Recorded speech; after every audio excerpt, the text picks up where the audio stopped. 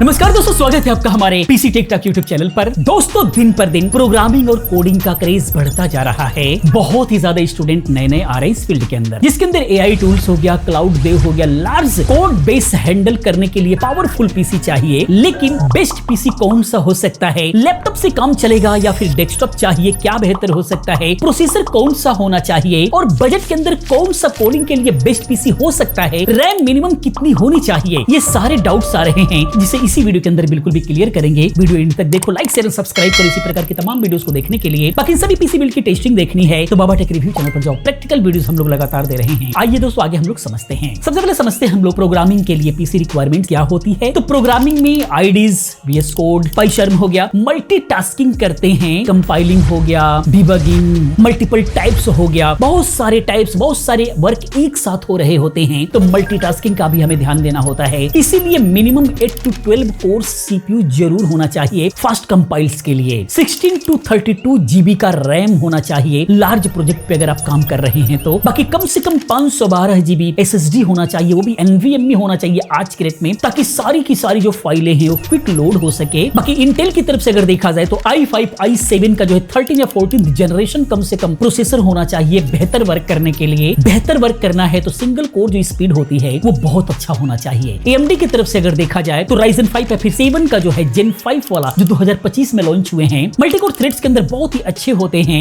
Up to 16 core के साथ में आप जो इसको ले सकते हैं। एआई कोडिंग टूल्स जैसे कोपायलट इंटीग्रेशन हो गया, इनके लिए एनपीयू आपको बोनस में चाहिए, यानी कि जरूर होना चाहिए, तभी फ्यूचर के लिए ये पीसी सही रहेगा। बाकी 2026 में एआई कोडिंग असिस्टेंट जैसे गिटहब कोपायलट हो गया, एनपीयू यूज करते हैं तो Intel core ultra 48 tops NPU के साथ में आते हैं, इसको ले सकते हैं। या फिर जो है AMD Ryzen AI का कई सारे वर्जन आते हैं जो 50 टॉप्स के साथ में आते हैं, ये रिकमेंडेड है। तब जाकर के फ्यूचर प्रूफ पीसी बनेगा और बेहतर ढंग से आप काम कर पाएंगे। डिस्प्ले की बात करें तो 1080p प्लस होना चाहिए, IPS पैनल के साथ में होना चाहिए। 14 इंच से 17 इंच के लैपटॉप आते हैं जो आप यूज कर सकते हैं। मल्टी मॉनिटर सपोर्ट डेस्कटॉप के अंदर से आप ले सकते हैं, वैसे लैपटॉप के अंदर भी आपको एक और एक्स्ट्रा मिल जाता है, लेकिन मल्टी स्क्रीन अगर चाहिए तो डेस्कटॉप आपके लिए बेहतर होगा। ऑपरेटिंग सिस्टम की बात करें तो विंडोज 11 लिनक्स वगैरह हो सकता है, या फिर मैक ले सकते हैं iOS देव के लिए। बाकी बजट कैटेगरीज की अगर हम लोग बात करें, अंडर 50K के अंदर अगर आपको बनाना है तो बेसिक कोडिंग जैसे ओल्ड i5 Ryzen 5 यूज कर सकते हैं।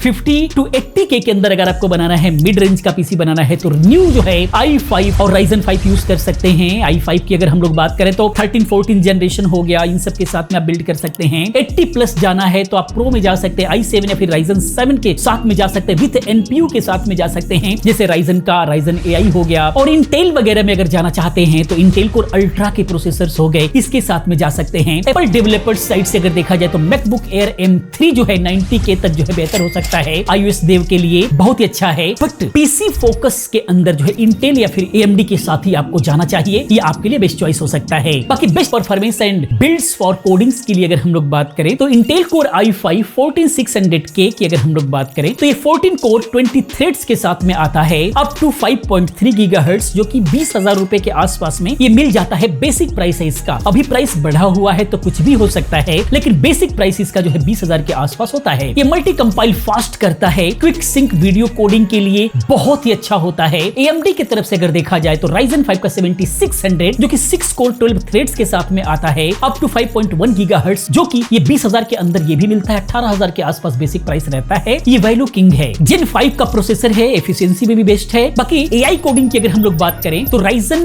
AI 5 का 340 आप ले सकते हैं, 6 कोर के साथ में आता है, 50 टॉप्स एनपीयू के साथ में आता है, जो कि एआई के लिए बहुत ही बेहतरीन है। 60K प्लस लैपटॉप के अंदर ये आपको मिल जाएगा। GitHub Copilot on device fast होने वाला है। बाकी अब हम बात करते हैं कि बजट बिल्ड रिकमेंडेशन क्या होने वाली है, आइए समझते हैं। डेस्कटॉप बिल्ड अंडर 60K की बात करें तो Ryzen 5 का 7600 सीपीयू जो कि 18,000 के आसपास आएगा। Asus Prime B650M मदरबोर्ड ले सकते हैं जो कि 9 से 10,000 में आएगा। 32 GB का DDR5 रैम लगा सकते हैं जो कि 6 से 7,000 के अंदर इसका बेसिक प्राइस है। अभी तो 20,000 गया हुआ है तो इस वक्त की हम लोग बात नहीं करेंगे, जैसे कि वीडियो फरवरी 2026 में रिकॉर्ड हो रही है, तो इस वक्त जो है आउट ऑफ स्टॉक की वजह से प्राइसेस बहुत हाई हो रखे हैं। लेकिन बेसिक जो प्राइस है 32 GB का DDR5 का, ये 6 से 7,000 में आपको मिल जाएगा, जैसे ही कंडीशन नॉर्मल होती है। तो बाकी 1 TB SSD की बात करें तो 5 से 6,000 में मिलता है। बेसिक प्राइस की बात कर रहे हैं, इस वक्त तो 20,000 हो रखा है तो इस वक्त की बात नहीं करेंगे। बेसिक केस की बात करें प्लस पावर सप्लाई की तो ये 4 से 5,000 के अंदर दोनों ही चीजें आपको मिल जाएंगी। जाएंगी। बाकी बेसिक की बात करें, लेने के लिए तो आप बहुत ही महंगे 5000 का सिर्फ पावर सप्लाई ले सकते हैं। बाकी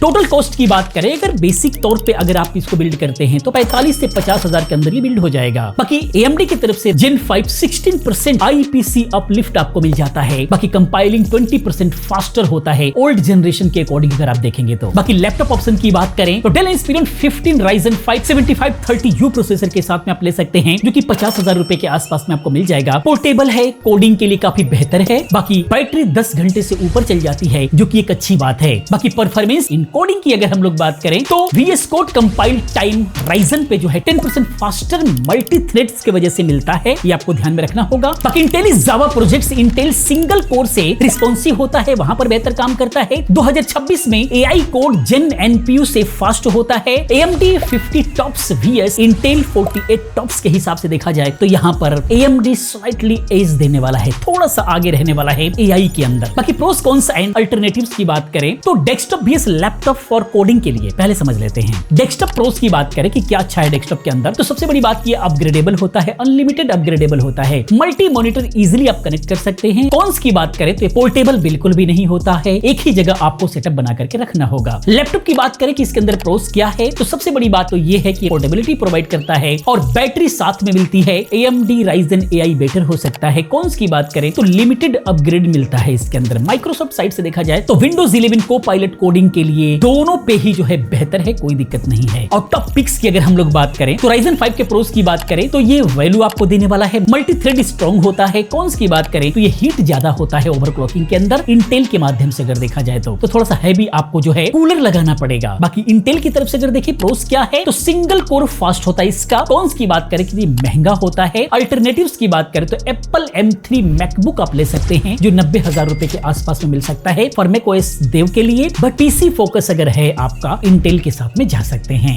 वर्डिक्ट एंड टिप्स की बात करें कि बेस्ट PC कोडिंग के लिए 2026 में क्या रहने वाला है, तो best overall AMD Ryzen 5 desktop build बेहतर रहेगा, वैल्यू प्लस परफॉर्मेंस बैलेंस्ड आपको देगा। लैपटॉप के लिए इंटेल कोर i5 बेहतर है। AI चाहिए तो Ryzen AI आप ले सकते हैं लैपटॉप के अंदर। बजट अंडर 50K के अंदर जो है बेसिक i3 Ryzen 3 भी जो है चल सकता है। थोड़ा लाइट कोडिंग अगर आपको करना है तो कोई दिक्कत नहीं है। बाकी टिप्स की बात करें कोडर्स के लिए तो 32 GB रैम आपको लेना चाहिए, हैवी IDs के लिए बेहतर वर्क करेगा। SSDs 1 TB मिनिमम आपको लेना चाहिए। मल्टी मॉनिटर सेटअप आप जो यूज कर सकते हो प्रोडक्टिविटी को बढ़ाने के लिए। बाकी अगर आपको नीड हो तो लिनक्स का ड्यूल बूट आप ले सकते हो। बाकी ऑफिशियल ड्राइवर्स अपडेट करके रखो, हमेशा बेहतर वर्क करता है। कंक्लूजन की बात करते हैं, समराइज कर देते हैं, कंफ्यूजन बहुत हो गया। तो 2026 में प्रोग्रामिंग के लिए Ryzen या फिर इंटेल आपको लेना चाहिए, कोडिंग का मजा डबल हो जाएगा। टिप्स की बात करें तो बिल्ड टेस्ट करो, बेंचमार्क से आप देखो, बेंचमार्क पर आपको ध्यान देना है। जिस पीसी का बेंचमार्क अच्छा होता है उसी का परफॉर्मेंस अच्छा होता है। सिर्फ कोर्स एंड थ्रेड्स बहुत ज्यादा होने से नहीं बात बनती, बेंचमार्क का रिजल्ट बेहतर आना चाहिए। वीडियो पसंद आती है तो प्लीज वीडियो को लाइक करें, अपने दोस्तों के साथ शेयर करें। चैनल पर पहली बार है तो चैनल को सब्सक्राइब करें, क्योंकि इस तरह की तमाम वीडियोस में लेकर के आता रहता हूं। मिलते हैं अगले वीडियो में किसी और अच्छी इंफॉर्मेटिव वीडियो के साथ में। पूरी वीडियो देखने के लिए चैनल को सब्सक्राइब